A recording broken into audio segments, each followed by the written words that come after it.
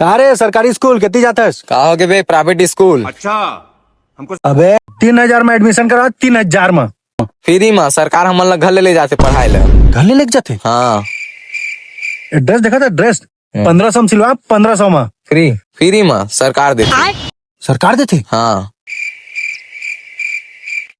खाना जानता है खाना घर ले लेके जातन एक सेक और स्कूल में बैठ के खाता। समझ गया।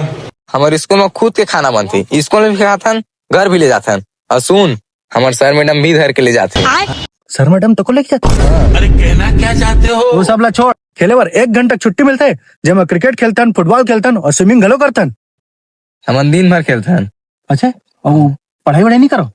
होते कभी नहीं हुआ। हमारे साथ सर मैडम भी खेले जाते। हाँ। सर मैडम घलो खेलते। हाँ हम 10 बजे स्कूल जातन और 2 बजे छुट्टी हो जाते। हमन स्कूल जातन फिर सीधा छुट्टी, सर मैडम भी घर चले जाते। सही में? हाँ दिन भर छुट्टी। हाँ कोई पढ़ाई नहीं है? नहीं। अरे भाई अटका सब फ्री है तो लेना भाई मोरो करवा दे एडमिशन। हाँ चल हो जी। सही में? हाँ पैसा भी मिली। पैसा घलो मिली। हाँ छात्रवृत्ति पैसा मिली। अरे चल चल चल करवा दे। चल चल चल